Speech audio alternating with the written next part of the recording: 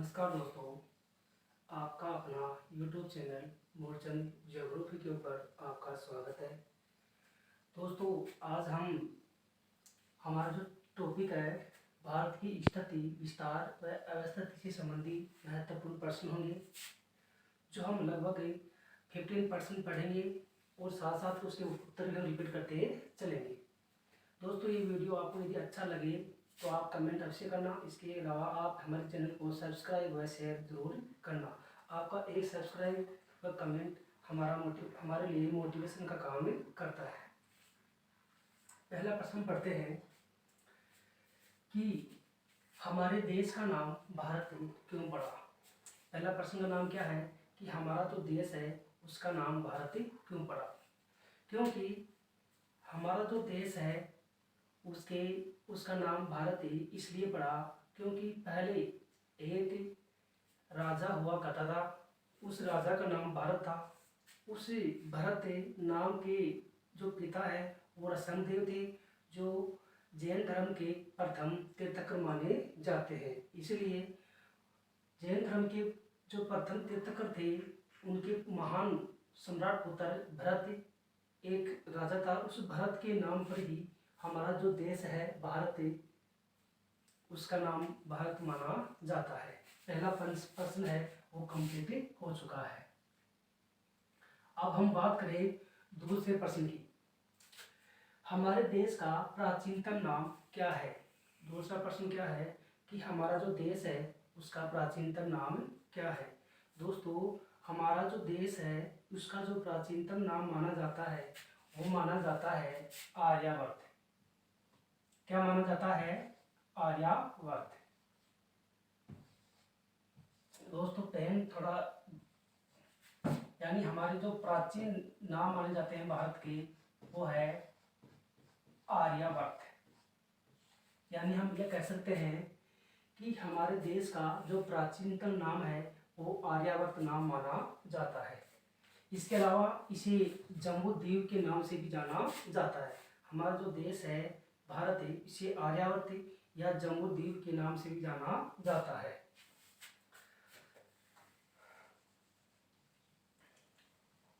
अब हमारे दो प्रश्न कंप्लीट हो चुके हैं, 1 और 2 नंबर। अब हम बात करें तीसरे नंबर की।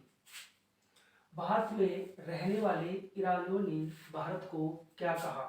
यानी तीसरा प्रश्न है कि भारत के अंदर जो ईरानी लोग हैं उनको किस नाम से, ईरानी लोग हैं वो भारत को किस नाम से पहचाने। यानी जो ईरानी लोग हैं वो भारत को हिंदुस्तान कहा। क्या कहा? हिंदुस्तान कहा। 3 प्रश्न कंप्लीट हो चुके हैं। चौथा प्रश्न है रोमन वासियों ने सिंधु नदी को किस नाम से जाना वह भारत देश को क्या कहा। जो रोमन वासी जो भारत में निवास करते थे वो सिंधु नदी को इंडस क्या कहा? सिंधु नदी को इंडस से वह भारत को इंडिया कहा। यानी जो रोमनवासी हैं जो भारत में निवास किया करते थे वो सिंधु नदी को इंडस से, इंडस के कारण ही हमारे देश का नाम भी क्या पड़ा? इंडिया पड़ा। अब हम अगले प्रश्न की बात कर रहे हैं। प्रश्न लगभग कितने हो चुके हैं? प्रश्न लगभग 4 हो चुके हैं। 5वां प्रश्न है वह किस अक्षांश रेखा को भारत का मानक समय व कर्क अक्षांश के नाम से जाना जाता है। अब हम आगे बात करें तो हमारे देश के अंदर कुल 30 डिग्री या 30 अक्षांश रेखाएं मानी जाती हैं। अब बात करें भारत का मानक समय, तो हम भारत के मानक समय की बात करें तो भारत का मानक समय 82.5 डिग्री पूर्वी देशांतर को माना जाता है। बात करें कर्क अक्षांश से तो भारत के अंदर जो 23.5 डिग्री अक्षांश रेखा है यानी 23.5 डिग्री उत्तरी अक्षांश से रेखा को कर्क अक्षांश रेखा के नाम से जाना जाता है। हमारे 5वें नंबर का जो क्वेश्चन है उसका आंसर मिल चुका है। यानी भारत में कुल 30 अक्षांश रेखाएं गुजरती हैं।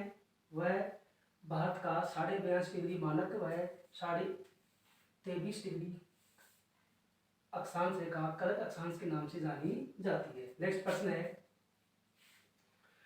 हमारे देश में कन्याकुमारी भूमध्य रेखा से कितनी दूर मानी जाती है? यानी हमारे देश में कन्याकुमारी से भूमध्य रेखा कितनी दूर है? मान लीजिए ये हमारे देश का दक्षिणी छोर है, यहाँ से यहाँ तक है, यानी ये भूमध्य रेखा है, 0 डिग्री भूमध्य रेखा, यहाँ तक लगभग 876 किलोमीटर की दूरी मानी जाती है। तो इस प्रश्न का उत्तर मिल गया, हमारे देश में कन्याकुमारी भूमध्य रेखा से कितनी दूर है? 876 किलोमीटर। नेक्स्ट प्रश्न है,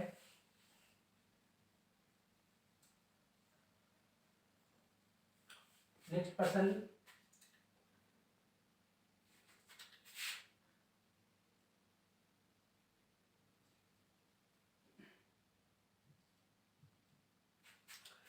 भारत कितने देशांतर रेखाओं में फैला हुआ है? यानी जो हमारा देश है इंडिया, वो कुल कितनी देशांतर रेखाओं में फैला हुआ है?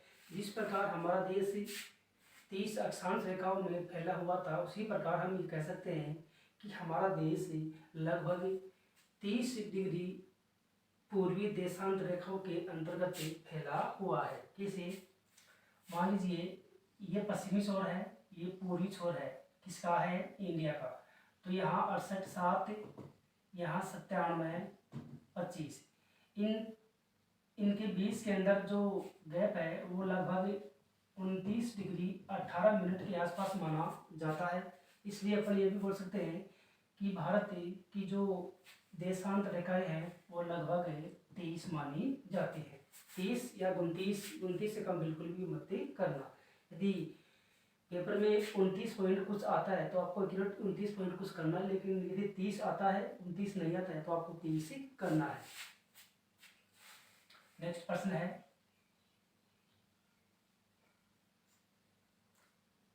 हम एक एक प्रश्न को करते जा रहे हैं।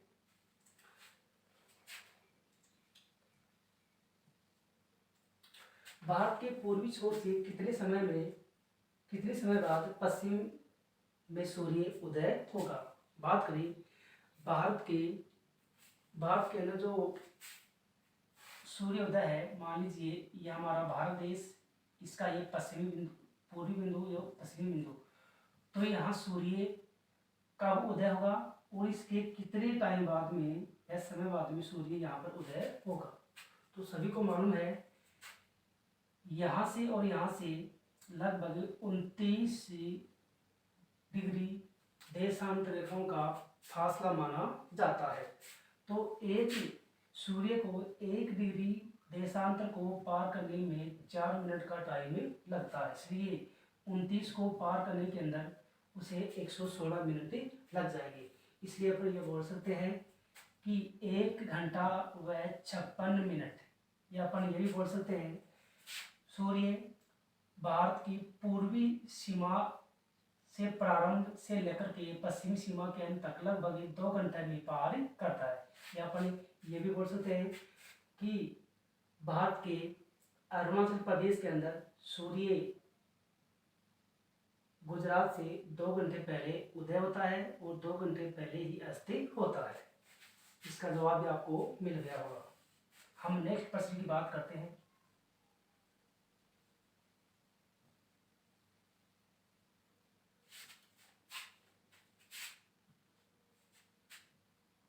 भारत की उत्तर से दक्षिण व पूर्व से पश्चिम की लंबाई कितनी है? यानी मान लीजिए ये हमारा भारत देश है,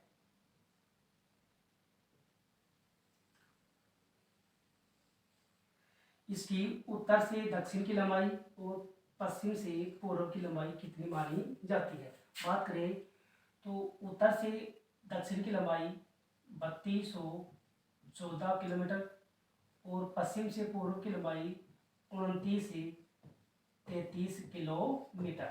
यानी अपन ये बोल सकते हैं उत्तर से दक्षिण की लंबाई 3214, पश्चिम से पूर्व की लंबाई 29-33 मानी जाती है।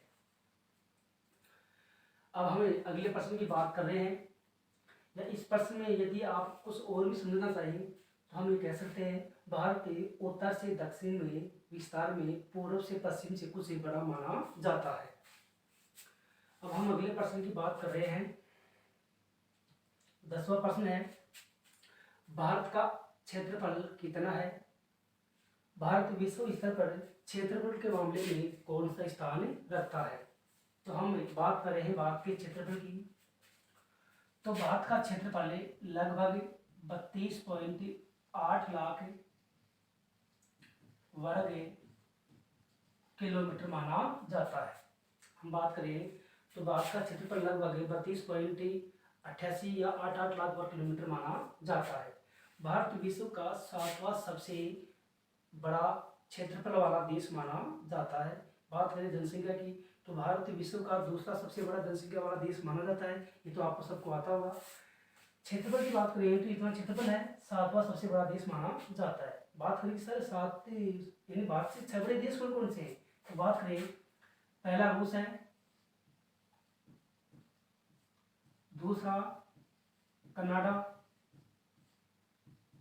तीसरा चीन, चौथा यूएसए, पांचवा ब्राजील, छठवा ऑस्ट्रेलिया और सातवां अपना भारत देश को माना जाता है।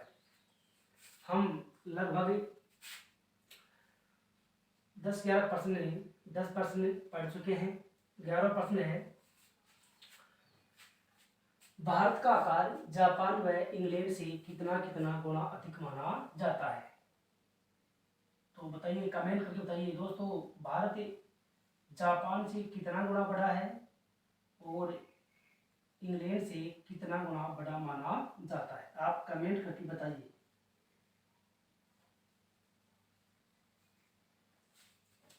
हम बता रहे हैं आपको, भारत इंग्लैंड से 9 गुना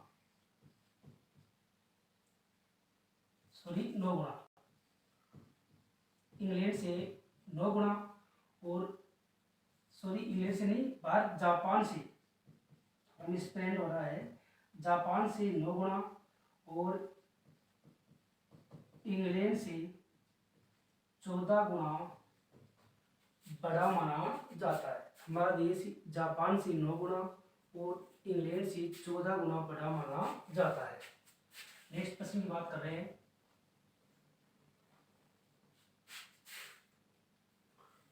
नेक्स्ट प्रश्न 12वां है, भारत का पश्चिमी व पूर्वी तट कहाँ से कहाँ तक माना जाता है? मान लीजिए यह हमें तट की बात कर रहे हैं। तो भारत में 2 प्रकार के तट हैं, पूर्वी तट और पश्चिमी तट। ये कौन सा आ गया? पश्चिमी तट। ये कौन सा आ गया? पूर्वी तट। पश्चिमी तट की बात करें तो पश्चिमी तट खंबात की खाड़ी से यानी गुजरात से कुमारी अंतरी तक, इसको पश्चिमी तट के नाम से जाना जाता है। बात करें पूर्वी तट की तो यहाँ जो गंगा नदी है इसका डेल्टा, सुंदरबन का डेल्टा, यहाँ से पश्चिमी बंगाल से कुमारी अंतरी तक ये पूर्वी तट माना जाता है। यानी भारत को लगभग 2 तटों के नाम से जाना जाता है, पश्चिमी तट और पूर्वी तट। इनसे संबंधित कोई प्रश्न यदि आपके दिमाग में और जी तो कमेंट करके आप इंफॉर्मेशन प्राप्त कर सकते हैं। अगला प्रश्न है, भारत का पश्चिम व 13वां प्रश्न है, भारत विश्व के कितने % भूभाग पर फैला हुआ है? सभी को मालूम है भारत विश्व का 7वां सबसे बड़ा देश माना जाता है, जिसका क्षेत्रफल 32.8 लाख वर्ग किलोमीटर है। बात करें तो हमारा देश विश्व के कुल कितने % भूभाग पर? तो इसका आंसर है 2.4% भूभाग पर हमारा देश फैला हुआ है? कौन सा देश? इंडिया। नेक्स्ट प्रश्न की बात कर रहे हैं।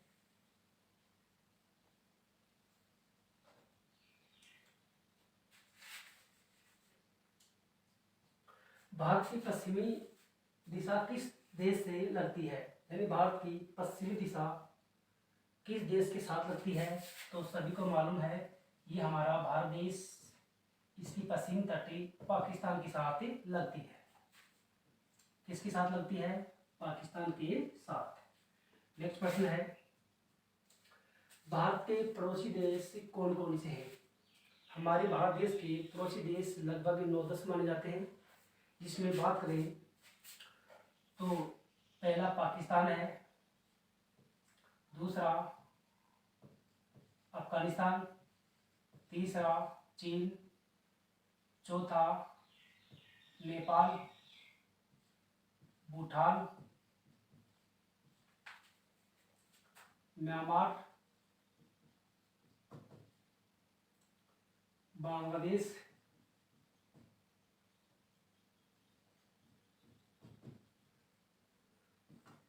और फिर श्रीलंका, मालदीव, इंडोनेशिया।